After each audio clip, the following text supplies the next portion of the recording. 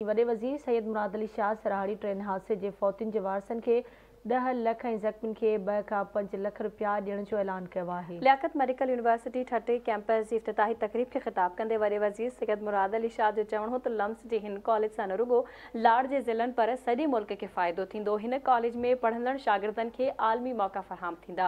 हुन चयो त मुख़ालिफ़ भले मुख़ालफ़त कनि पर ईंदड़ चूंडुनि में सॼे मुल्क मां अक्सरियत हासिल करे बिलावल भुट्टो ज़रदारी खे वज़ीर आज़म हाउस में विहारे ॾेखारींदासीं।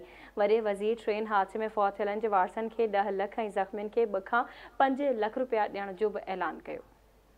ठटे वारा बिलावल साहब खे हमेशह यादि रहंदो आहे जॾहिं इलेक्शन कैंपेन में आयो या वरी जॾहिं लॉन्ग मार्च कई हितां ई शुरू थियो ठटे पहुतो ऐं इस्लामाबाद वियो त ड्राई पट कई जेको हिकिड़ो कूड़ो हुते वेठो हुनखे जेल में ऐं जॾहिं ठटे पहुचंदो त तव्हांजो वालियानो इस्तक़बाल ॾिसी ठटे जे माण्हुनि जो उनखे ख़बर हुई त ठटे जा मुंहिंजा भाइर ऐं भेनरूं पाकिस्तान पीपुल्स पार्टी जा शहदाई आहिनि। इन करे हुन पाण पे अचणु चाहियो पर हुनजी मसरूफ़ियत जे करे न अची सघियो त मूंखे हुकुम कई त हिन कॉलेज जो इफ़्तिताह तोखे ज़रूरु वञी करिणो आहे।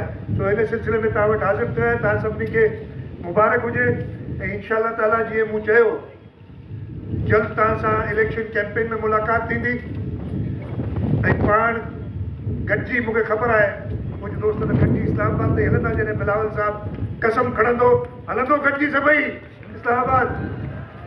इंशाअल्लाह बिलावल साहब खे वज़ीर आज़म कंदासीं पाकिस्तान जो। तव्हां सभिनी खे वरी मुबारकबाद हुजे।